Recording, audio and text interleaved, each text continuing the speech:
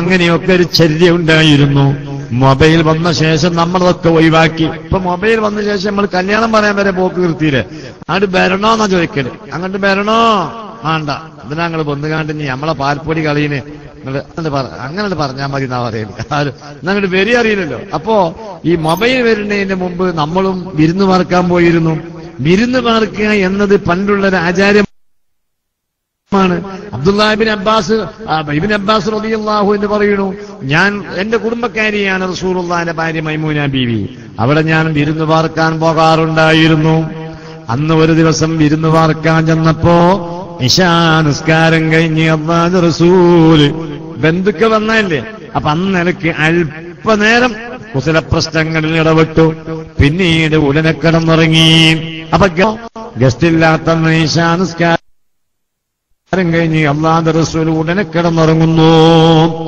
എത്ര മണിക്കൂർ ഉറങ്ങി? 2 മണിക്കൂറാണെങ്കിൽ 2 മണിക്കൂർ ഉറങ്ങിയ ശേഷം അല്ലാഹുവിന്റെ റസൂൽ എഴുന്നേൽക്കുകയും എത്രയാണോ ഉറങ്ങിയതെങ്കിൽ അത്രയും നിസ്കരിക്കുന്നു. അപ്പൊ 2.5 മണിക്കൂറാണ് ഉറങ്ങിയതെങ്കിൽ 2.5 മണിക്കൂർ സുന്നത്ത് നിസ്കരിക്കുന്നു. ആ സുന്നസ്കാരത്തിൽ നമ്മളെ മാതിരി ഖുൽ യാ അയ്യുൽ കാഫിറൂനയും ഖുൽ ഹുവല്ലാഹു അഹദുമല്ല ഓതുന്നത് 5 ജുസ് വരെ, അഥവാ ഒരു റക്അത്തിൽ തന്നെ അൽ ബഖറ ഓതി തീർത്തു. പിന്നീട് തൊട്ടടുത്ത സൂറത്ത് ഓതി തീർത്തു. പിന്നെ അടുത്ത സൂറത്തും ഓതി തീർത്തു.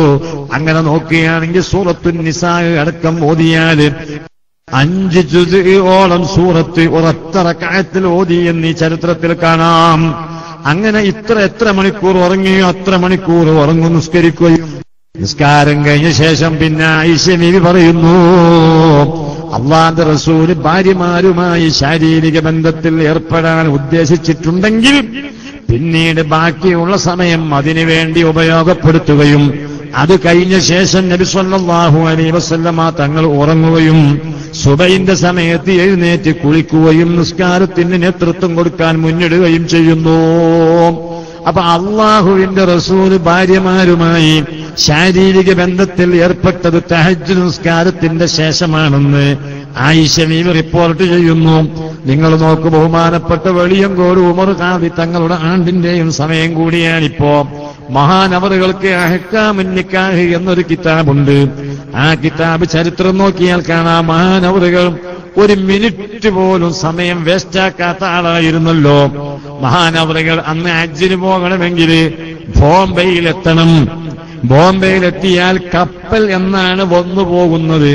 അതിനനുസരിച്ചാണ് ഹജ്ജിന് ദിവസം നിശ്ചയിക്കാം. അപ്പൊ നിശ്ചയിക്കണമെങ്കിൽ ഇവർ നിശ്ചയിക്കാൻ കഴിയുകയില്ല, ബോംബെയിലെത്തിയിട്ടേ നിശ്ചയിക്കാൻ കഴിയുകയുള്ളൂ. കപ്പലിന്റെ സമയം അറിയണം, എന്നിട്ട് നിശ്ചയിക്കാൻ കഴിയുകയുള്ളൂ.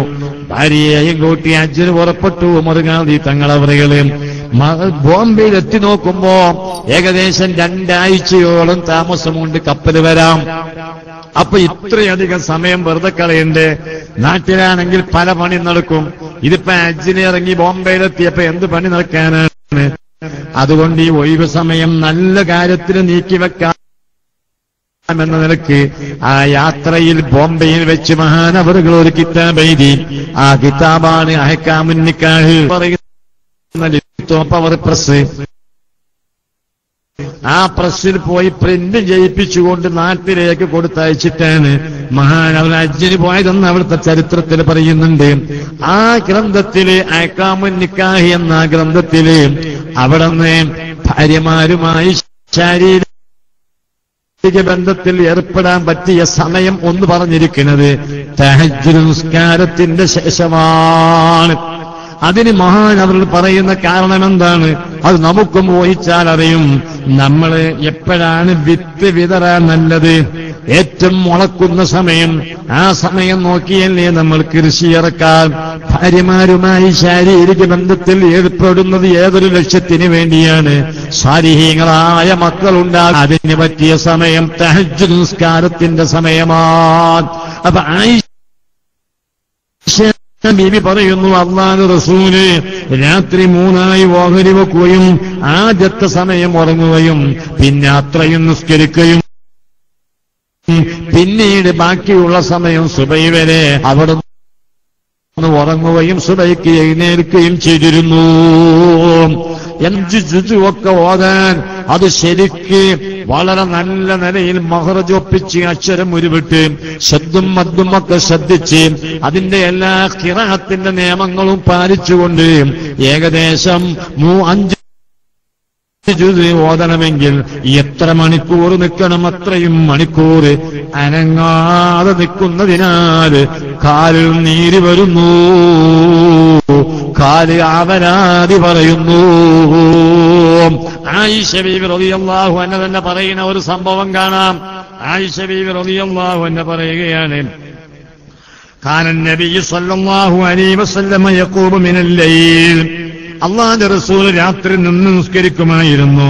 ഹത്താ തതഫത്തറ ഖദമാഹു, അവിടുത്തെ ഇരുപാദങ്ങളും പൊട്ടുന്നത് വരെ, നീര് വന്ന് പൊട്ടുന്നത് വരെ ചില രാത്രി നിസ്കരിക്കാറുണ്ടായിരുന്നു. അങ്ങനെ ഈ ബുദ്ധിമുട്ട് കണ്ടപ്പം ഫഖുൽതു ലഹു, ഞാൻ അവിടത്തോട് ചോദിച്ചു, ലിമ തസ്നഉ ഹാദാ യാ റസൂലല്ലാഹ്,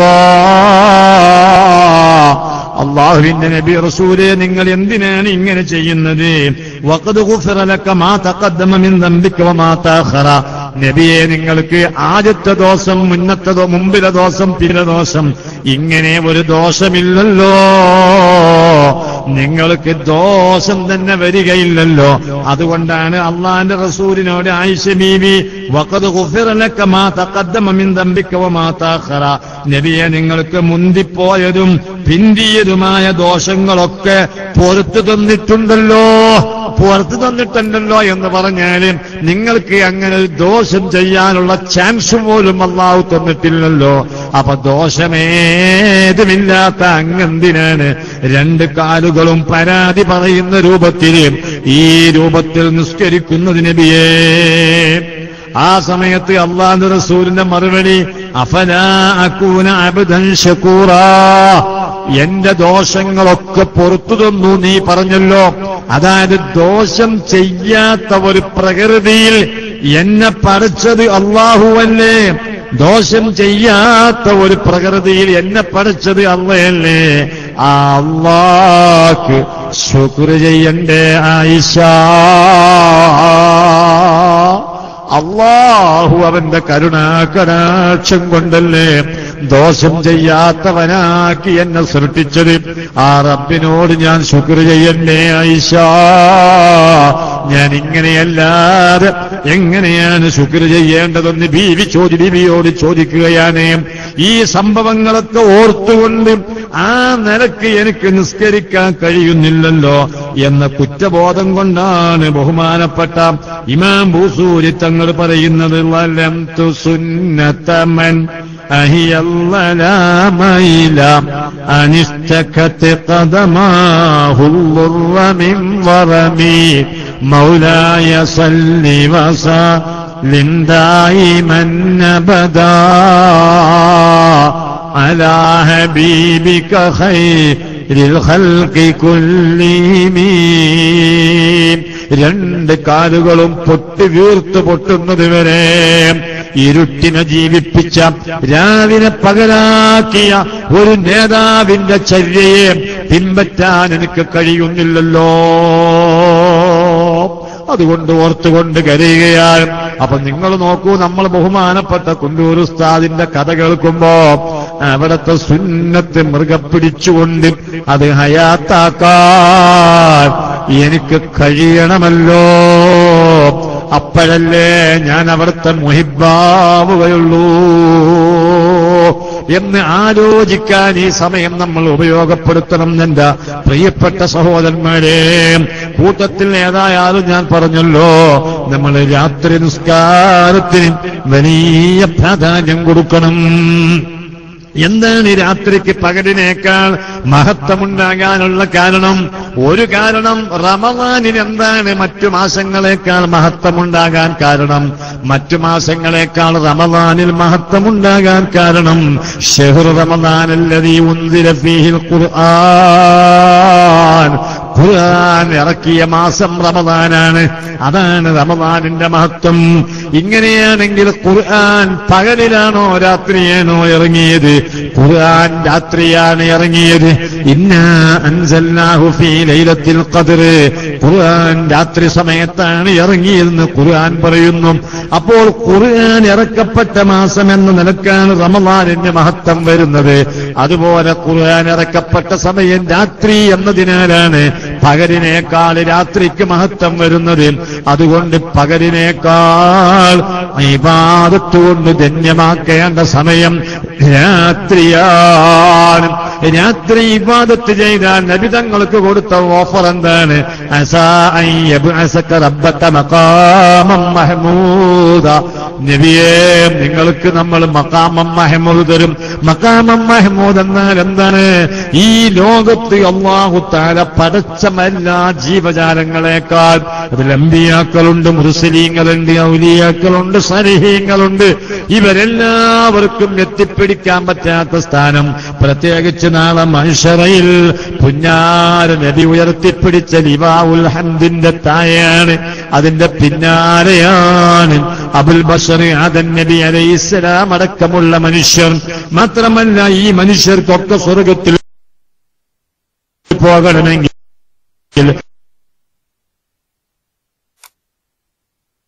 അല്ലാഹുവിന്റെ റസൂൽ സ്വർഗം തുറക്കേണ്ടതും മഖാമം മഹ്മൂദ്. ആ മഖാമം മഹ്മൂദ് നിങ്ങൾക്ക് നമ്മൾ നൽകും. അതിന് നിങ്ങൾ എന്ത് വേണം? വമിനൽ ലൈലി ഫതഹജ്ജദ് ബിഹി നാഫിലതൻ വമിനൽ ലൈലി ഫതഹജ്ജദ് ബിഹി നാഫിലതൻ ലക. മറ്റ് നിങ്ങളാ ൊന്നുമില്ലാത്ത രൂപത്തിൽ നിർബന്ധ സ്വഭാവത്തിൽ ഖുർആൻ നീട്ടി ഓതിക്കൊണ്ട് രാത്രി നിങ്ങൾ നിസ്കരിക്കണം നബിയേ, തഹജ്ജുദ് നിസ്കരിക്കണം നബിയേ. എന്നാൽ നമ്മൾ നിങ്ങൾക്ക് കണക്കാക്കിയ മഖാമം മഹ്മൂദ് ഉണ്ടല്ലോ, അതിനു വേണ്ടി നിങ്ങൾ തഹജ്ജുദ് നിസ്കരിക്കണം. അപ്പോൾ ഒരു കാര്യം എനിക്കും നിങ്ങൾക്കും മനസ്സിലാക്കാവുന്നതാണ്. രാത്രി നമ്മൾ കൂടുതൽ നിസ്കരിച്ചാൽ നമ്മുടെ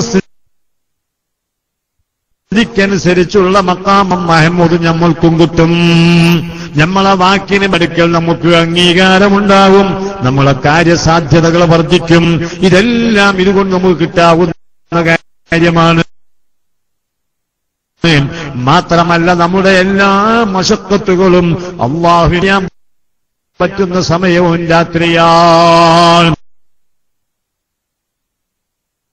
അതുകൊണ്ട് എന്റെ പ്രിയപ്പെട്ട സഹോദരന്മാരെ,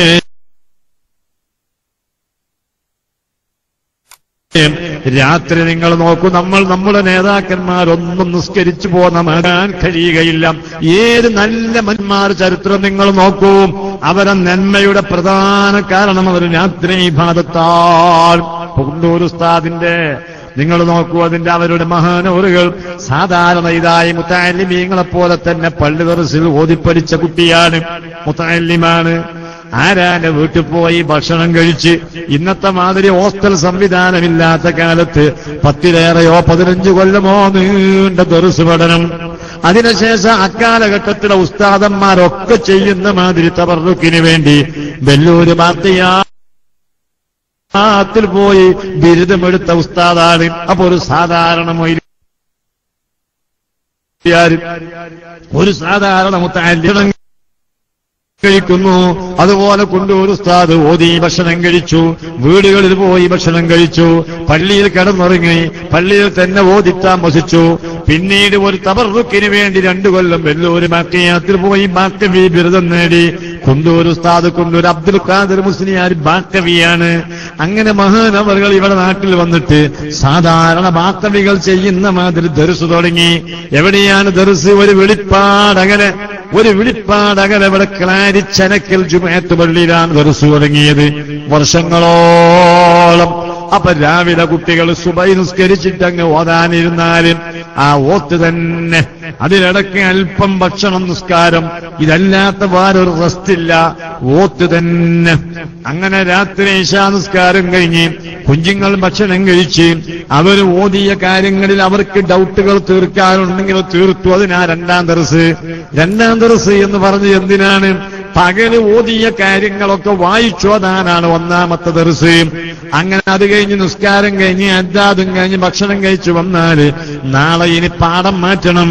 ആ പാഠം മാറ്റാൻ ഇനി എന്തെങ്കിലും ഡൗട്ടുകൾ, സംശയങ്ങൾ, ഇഷ്കാലുകളുണ്ടോ അത് ഉസ്താദിനെ കണ്ട് നേരിട്ടും അല്ലെങ്കിൽ മുതിർന്ന വിദ്യാർത്ഥികളോട് നേരിട്ടും തീർക്കാൻ വേണ്ടിയാണ് രണ്ടാം ദർസ്.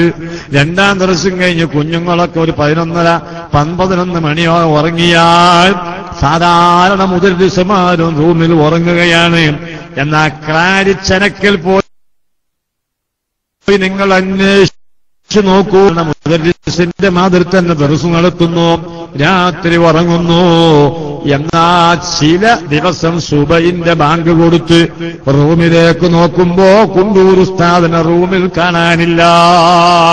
എത്രയോ അവിടുത്തെ കുണ്ടൂരിലുള്ള വയസ്സായ മനുഷ്യന്മാര് എന്നോട് ഈ ചരിത്രം പങ്കുവച്ചിട്ടുണ്ട്. ഉസ്താദിനെ റൂമിൽ കാണാനില്ല. എവിടെ പോയി? രണ്ടാം ദർസ് കഴിഞ്ഞ് ഇവിടെ റൂമിലുണ്ടായിരുന്നല്ലോ. അങ്ങനെ നോക്കുമ്പം കാണാൻ ചില ദിവസങ്ങൾ ഖബർസ്ഥാനിലാണ്. അപ്പൊ തഹജ്ജുദിന് എഴുന്നേറ്റിട്ട് പിന്നെ ഹാല് മാറുകയാണ്. കുട്ടികൾക്ക് ഓതിക്കൊടുത്ത കാര്യങ്ങൾ അത് മനസ്സിന്ന് പോകാതെ വരികയാണ്, ചിന്ത കൂടുകയാണ്. അങ്ങനെ ഹാല് തെറ്റിക്കൊണ്ട് ഇറങ്ങുകയാണ്. അങ്ങനെ രാത്രി ഹയാത്താക്കുകയാണ്. എത്രയോ ദിവസം കുണ്ടൂർ ഉസ്താദിനെ അവിടുത്തെ ശ്മശാനത്തിന്റെ പരിസരത്ത് നിന്ന് അവിടുന്ന് സുബഹിക്ക് വന്നിട്ടുണ്ട് ജമാഅത്തിന്. ചില ദിവസങ്ങളിൽ തൊട്ടടുത്ത് ക്ലാരി തങ്ങപ്പടി, ഇന്നിപ്പം നായരിപ്പ പണിക്കർ പടി എന്ന് പറയുന്ന ഭാഗത്ത് വിശാലമായ വയലുണ്ട്. ആ പരിസരങ്ങളിൽ നിന്ന് ഉസ്താദ് സുബഹി ജമാഅത്തിന് കയറി വന്നിട്ടുണ്ട്. അപ്പം നിങ്ങൾ നോക്കൂ, ഏതൊരു നല്ല മനുഷ്യന്മാരും അവരുടെ ചരിത്രം പരിശോധി നോക്കിയാൽ രാത്രി ഹയാത്താക്കിയ ചരിത്രമാണ് അവർക്ക്. ബഹുമാനപ്പെട്ട AP ഉസ്താദ് CM മൊലിയുള്ളാനെ പറ്റി എപ്പ പ്രസംഗിക്കും ും മുടങ്ങാതെ പറയുന്ന ഒരു സംഭവമുണ്ട്. ഞാൻ മങ്ങാട് ദർസ് നടത്തുമ്പോൾ CM മൊലിയുള്ള ചില ദിവസങ്ങളിൽ ഞാൻ കുഞ്ഞുങ്ങളെ രാത്രി ഓത്തു കഴിഞ്ഞ ശേഷം ഷെയ്ഖുനാന്റെ അടുത്തേക്ക് മടവൂരിലേക്ക് പോകാറുണ്ട്. എന്നാൽ രാത്രി ഒരു പേരിന് ഒന്നങ്ങ് കണ്ണടച്ചാലും CM പിന്നെ എഴുന്നേൽക്കുകയായി. പിന്നെ പുലരുവോളം നിസ്കാരം തന്നെ. ഇങ്ങനെയാണ് AP ഉസ്താദ് അത് പറയാറുള്ളത്. ഞാൻ ഒരുപാട് വേദികളിൽ വെച്ച് ഇത് ആവർത്തിച്ച് കേട്ടിട്ടുണ്ട്. ഇനി മഹാന്മാർ ചരിത്രമൊക്കെ പരിശോധിച്ചാലും അങ്ങനെ തന്നെയാണ്. നമ്മുടെ മഹാനായ താജുൽ ഉലമാ സയ്യിദ് അബ്ദുർ റഹ്മാൻ അൽ ബുഖാരി തങ്ങളവർ മഹാനവറുകളില്ലാത്ത ഉസ്താദിന്റെ ആദ്യത്തെ ആണ്ടുകൂടിയാണ് ഇത്. ബഹുമാനപ്പെട്ടവർ വഫാത്ത് വരെയും അവിടത്തെ ശൈലി എന്താണ്? രാത്രി 3 മണി 3:30 മണിക്കപ്പുറം ഉറക്കമില്ല. അവിടുന്ന് പിന്നെ നിസ്കാരമാണ്, നിന്ന നിസ്കാരം. എത്രയധികം അവരങ്ങനെ നിസ്കരിക്കുന്നു. ശൈഖുന താജുൽ ഉലമ തന്നെ പറയാറുണ്ട്, കുട്ടിക്കാലം മുതൽ ഞാൻ ശീലിച്ചു പോന്ന മാറ്റാത്ത ഒരു ശീലം എന്താണ്? തഹജ്ജുദ്. നിങ്ങൾ നോക്കുമ്പോൾ നൂറുൽ ഉലമ അവിടെയൊക്കെ താജുൽ ഉലമാന്റെ ഒരു മുന്നിലുള്ള അറിവ് തന്നെ, ആ മുൻപിലുള്ള ഒരു തീരുമാനവും അറിവും ആ വിഷയത്തിലുണ്ടെന്ന് നമുക്ക് ബോധ്യമാകുന്നുണ്ട്. ഞാൻ ഓർക്കുകയാണ്, MA ഉസ്താദ് നൂറുൽ ഉലമ, MA ഉസ്താദ് രോഗബാധിതനായി മംഗലാപുരം ആസ്പത്രിയിൽ അഡ്മിറ്റിലാണ്. ആ സമയത്ത് താജുൽ ഉലമ സയ്യിദ് അബ്ദുർ റഹ്മാൻ അൽ ബുഖാരി തങ്ങള് MA ഉസ്താദിനെ കാണാൻ മംഗലാപുരം ആസ്പത്രിയിൽ ചെല്ലുന്നു, കാണുന്നു, ദുആ ചെയ്യുന്നു. ഏതാനും ദിവസം കഴിഞ്ഞ് ഡിസ്ചാർജ് ചെയ്യപ്പെട്ടു. അങ്ങനെ ഡിസ്ചാർജ് ചെയ്ത് വീട്ടിൽ വിശ്രമിക്കുന്ന നൂറുൽ ഉലമയെ കാണാൻ വേണ്ടി താജുൽ ഉലമ ചൊല്ലുന്നു.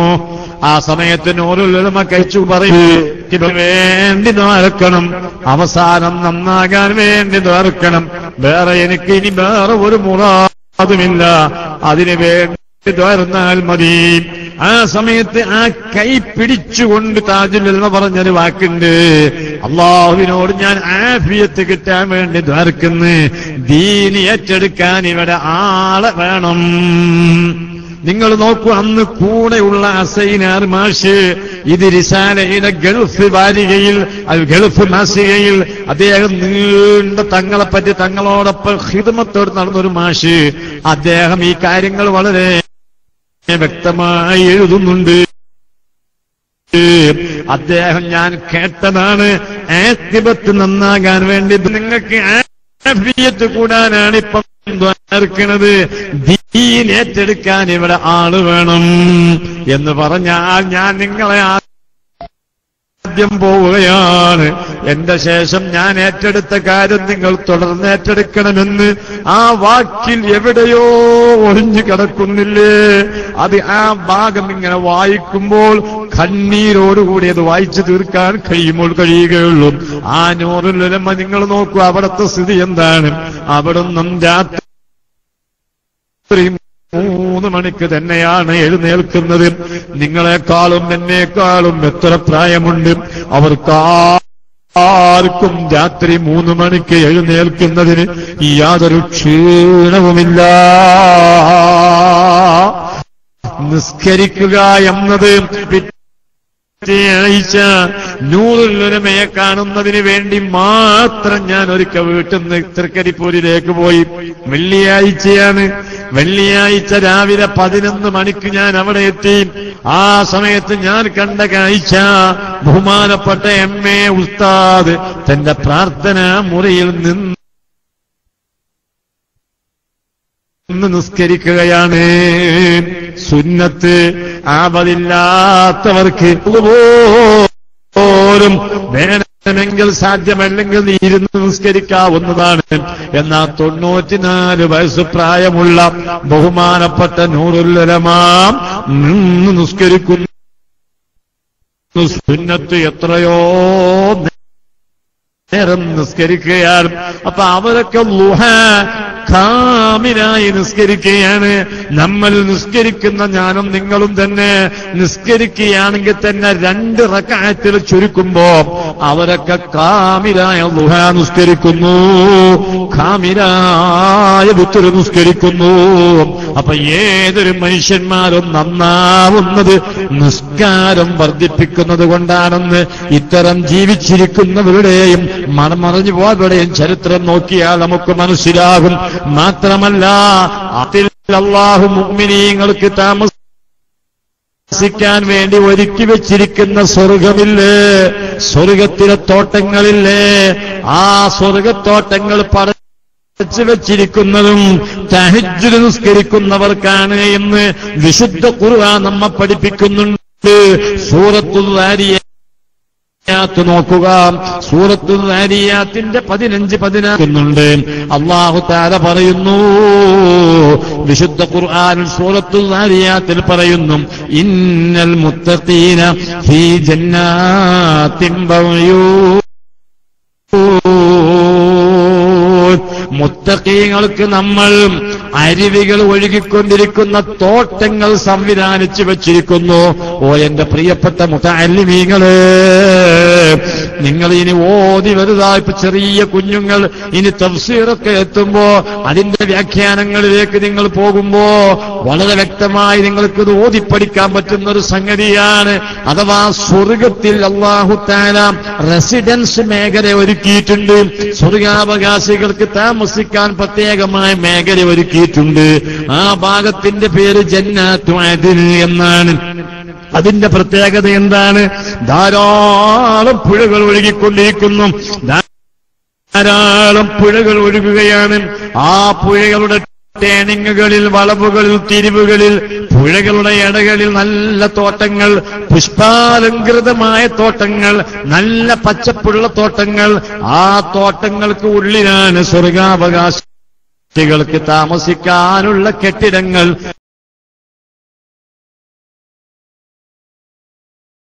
ചിരിക്കുമ്പോ വെള്ളത്തുള്ളികൾ തെറിച്ചാൽ കുപ്പിച്ചില്ലാന്ന് തോന്നുന്ന രൂപത്തിൽ തെറിച്ച് ഒഴുകിക്കൊണ്ടിരിക്കുന്ന പുഴയുടെ ഓരങ്ങളിൽ മനോഹരമായി സംവിധാനിച്ച തോട്ടം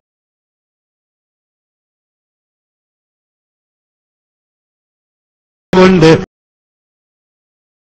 എത്ര സന്തോഷമായിരിക്കും. അർഹമുർറഹീമായ റബ്ബ് മുത്തഖീങ്ങൾക്ക് വേണ്ടി ഒരുക്കി വെച്ച സംവിധാനമാണത്. നമുക്കൊക്കെ അവിടെ ഒരുമിച്ചുകൂടാൻ അല്ലാഹു അവസരം നൽകുമാറാകട്ടെ.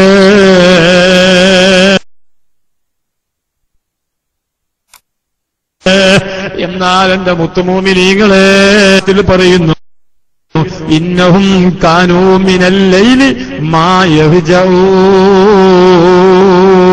ഞാനിപ്പോ ദുആ ചെയ്തപ്പം ആരൊക്കെ ആമീൻ പറഞ്ഞു? എന്തിനാണ് ആമീൻ പറഞ്ഞത്? മുത്തഖീങ്ങൾക്ക് സുഖിക്കുവാൻ വേണ്ടി അല്ലാഹു തആല സൃഷ്ടിച്ചു വെച്ചിരിക്കുന്ന അരുവികൾ ഒഴുകിക്കൊണ്ടിരിക്കുന്ന തോട്ടങ്ങളിൽ പോയി ഉല്ലസിക്കാനുള്ള തൗഫീക്കിന് വേണ്ടിയല്ലേ ദുആ ചെയ്തത്? ആ തൗഫീക്ക് കിട്ടുന്നതിന് വേണ്ടിയല്ലേ നമ്മൾ ആമീൻ പറഞ്ഞത്? ആർക്കാണ് തൗഫീക്ക് കിട്ടുക? ഇന്നഹും കാനൂ മിനൽ ലൈലി മാ യഹ്ജഊൻ. അവര് രാത്രി കുറച്ചു മാത്രമേ ഉറങ്ങുകയുള്ളൂ. അവര് രാത്രി കുറച്ചു മാത്രമേ ഉറങ്ങുകയുള്ളൂ. ഖുർആൻ പറയുന്നു. എന്താണ് അവർ നീണ്ടു ഉറങ്ങാത്തത്? അല്ലാഹുവിന്റെ ഹബീബ് മുഹമ്മദുർ റസൂലുള്ളാഹി സ്വല്ലല്ലാഹു അലൈഹി വസല്ലമ പറയുന്നു, അന്നൗമു അഹുൽ മൗത്ത്. പ്രിയപ്പെട്ട മുത്തുമോമിനീങ്ങളെ, ഉറക്കം മരണത്തിന്റെ സഹോദരനാണ് എന്ന് ഹബീബായ മുഹമ്മദുർ റസൂലുള്ളാഹി പറയുന്നു. നമ്മൾ ഇശാ നിസ്കാരം കഴിഞ്ഞ് വീട്ടിൽ ലൈറ്റങ്ങ് ഓഫാക്കുമ്പോ പെട്ടെന്ന് ഇരുട്ട് വന്നു. ഒരുപക്ഷേ ഇനി നമുക്ക് പരലോകത്തുന്നത് വരെ ഇനി വെളിച്ചം കാണാൻ സാധ്യത കുറവായിരിക്കാം. ഇപ്പൊ ലൈറ്റ് ഓഫാക്കി ഇരുട്ടാണെങ്കിലും ഈ ഉറക്കത്തിൽ ഒരു പക്ഷേ അന്നൗമു അഹുൽ മൗത്ത്, ഉറക്കം മരണത്തിന്റെ സഹോദരനാണെന്ന് മുത്ത് റസൂൽ പറഞ്ഞ സ്ഥിതിക്ക് ഉറക്കത്തിൽ നമ്മൾ മരിക്കുകയാണെങ്കിൽ പിന്നെ ഇരുട്ടറയിലേക്ക് പോവുകയല്ലേ? അതുകൊണ്ട് തന്നെ ഈ ഒരു ഓർമ്മ ഒരാൾക്കുണ്ടായാൽ അവർക്ക് കണ്ണിൽ ഉറക്കം മുറുകുന്നില്ല. ഉറക്കം മുറുകാത്തത് കൊണ്ട് അവർ എന്ത് ചെയ്യുന്നു? സൂറത്തു സജദയിൽ അല്ലാഹു പറയുന്നു, തതജാഫാ ജുനൂബഹും അനിൽ മവാജിഹി. കിടപ്പ് സ്ഥലത്ത് നിന്ന് അവരെ പാർശ്വങ്ങൾ എഴുന്നേൽക്കുന്നു. എവിടെയാണ് അവർ ശരീരം വെച്ചിരുന്ന? ബെഡ്ഷീറ്റിലാണോ, ബെഡിലാണോ, അതല്ല പലകയിലാണോ, അല്ലെങ്കിൽ അകത്തളത്തെവിടെയെങ്കിലുമാണോ? എവിടെയായാലും തതജാഫാ ജുനൂബഹും, അവരെ ഇരു സൈഡുകളും ഭാഗങ്ങൾ എഴുന്നേൽക്കുന്നു. അഥവാ അവർ കിടപ്പ് സ്ഥലത്ത് നിന്ന് ചാടി എഴുന്നേൽക്കുന്നു. എന്നിട്ടോ എല്ലാവരും കിടന്നിറങ്ങുമ്പം ഇവർ എഴുന്നേറ്റിട്ട് യദ്ഊന റബ്ബഹും ഖൗഫൻ വതമാ, റബ്ബിന്റെ സ്വർഗം പ്രതീക്ഷിച്ചും നരകത്തെ ഭയന്നും കൊണ്ട് ദുആ ചെയ്യുന്നു. വമിമ്മാ റസഖ്നാഹും യുൻഫിഖൂൻ, അവർക്ക് നമ്മൾ നൽകിയ സ്വത്തിൽ നിന്ന് അവർ ചെലവഴിക്കുകയും ചെയ്യുന്നു. ഇതെല്ലാം ഖുർആനാണ്. ഖുർആൻ. അവരിതാ രാത്രി എഴുന്നേൽക്കുന്നു, എന്നിട്ട് അവർ നിസ്കരിക്കുന്നു, എന്നിട്ട് അവർ ദുആ ചെയ്യുന്നു. അവർക്ക് കൊടുത്തതിൽ നിന്നൊരു വിഹിതം അവർ ദീനിന് ചെലവഴിക്കുകയും ചെയ്യുന്നു. അങ്ങനെയുള്ള ആളുകൾക്കാണ് ആ സ്വർഗം തയ്യാറാക്കി വെച്ചിരിക്കുന്നത്. പിന്നെ ആർക്കാണ്? സൂറത്തുൽ അരിയാത്തിൽ പിന്നെ അല്ലാഹു പറയുന്നു, പിന്നെ ആർക്കാണ് സ്വർഗം? വബിൽ അസ്ഹാരി ഹും യസ്തഗ്ഫിറൂൻ. അത്തായ സമയങ്ങളിൽ അവര് അസ്തഗ്ഫിറുല്ലാഹൽ അദീം എന്ന ഇസ്തിഗ്ഫാറിന്റെ വചനങ്ങൾ ചൊല്ലി നേരം പുലർത്തുന്നു. അപ്പോ നിങ്ങൾ നോക്കൂ, അത്തായ സമയം എന്ന് പറഞ്ഞാൽ അള്ളാഹുവിന്റെ റസൂല് അത്തായം കഴിച്ചിരുന്നത് അവിടുന്ന് നോമ്പ് നോൽക്കുന്ന ദിവസങ്ങളിൽ രാത്രികളിൽ അത്തായം കഴിച്ചാൽ പിന്നെ സുബഹിന്റെ ബാങ്ക് കൊടുക്കാനും 50 ആയത്ത് ഓതാനുള്ള സമയം കിട്ടാറുണ്ടായിരുന്നു എന്ന് സഹാബത്ത് രേഖപ്പെടുത്തിയിട്ടുണ്ട്. അപ്പൊ സുബഹി ബാങ്ക് കൊടുക്കുന്നതിന്റെ 10-15 മിനിറ്റ് മുമ്പ് ഇസ്തിഗ്ഫാറിന്റെ വചനങ്ങൾ ചൊല്ലിയിരുന്നോളൂ.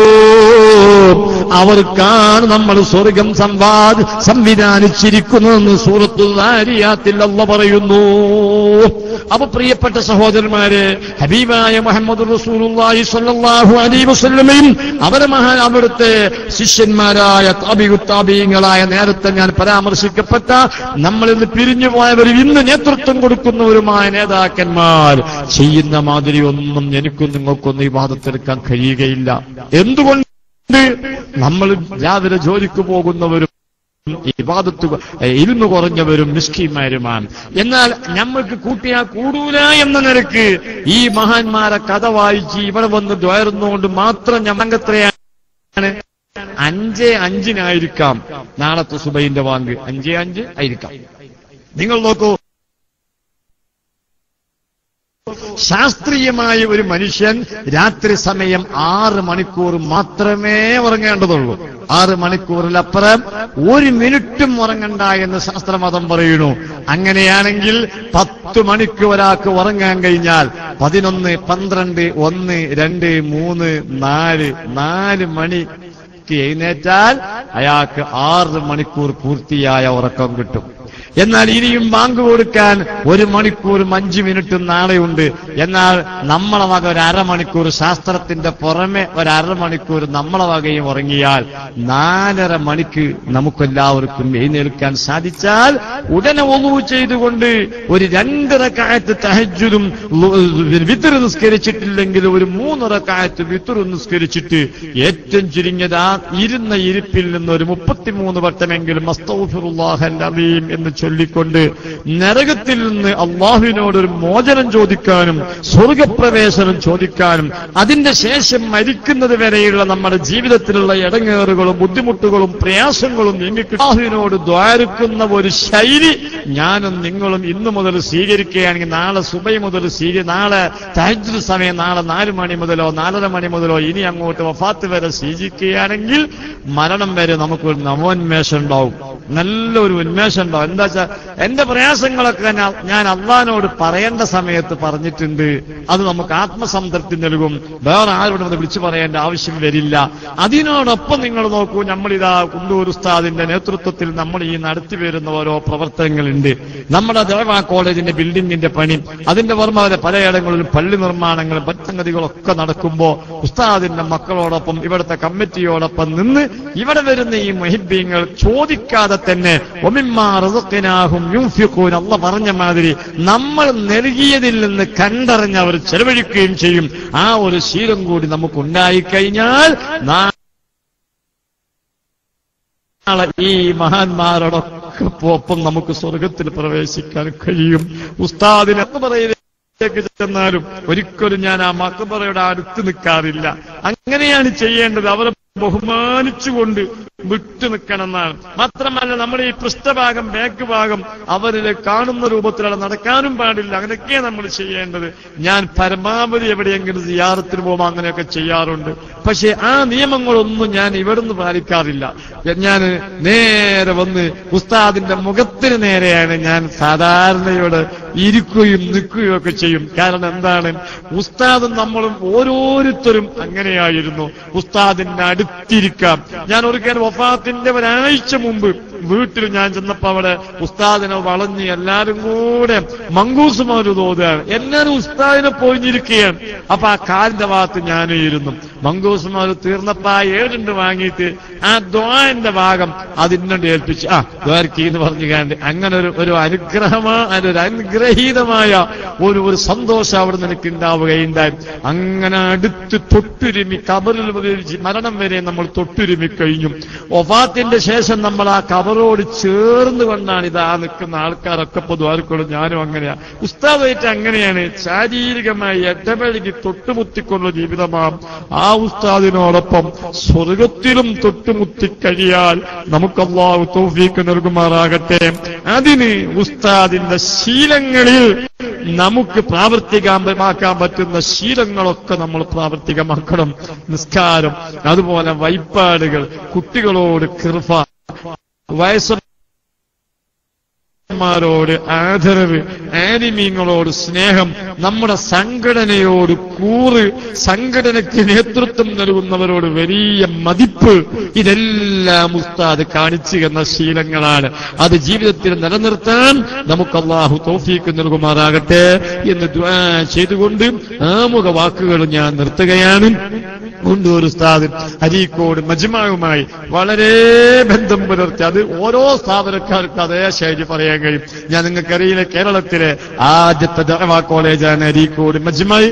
ആ മജ്മഅിന് എപ്പോഴും പണം കടം തന്നുകൊണ്ടും, അതുപോലെ എത്രത്തോ ഞാൻ മുമ്പൊക്കെ പറഞ്ഞാണ്, ദ്വാരക്കാൻ വേണ്ടി വാക്കും കൂടെ പറയാണ്. ഞങ്ങൾ 6 ഏക്കർ ഭൂമി ആ വഹാബികളെ നാട്ടിൽ വാങ്ങിയെന്ന് കേട്ടപ്പോ അഡ്വാൻസ് കൊടുക്കാൻ പൈസ ഇല്ല എന്ന് ഇവിടെ വന്ന് പറഞ്ഞപ്പോ എത്ര വേണ്ടി വരും എന്ന് ചോദിച്ചു.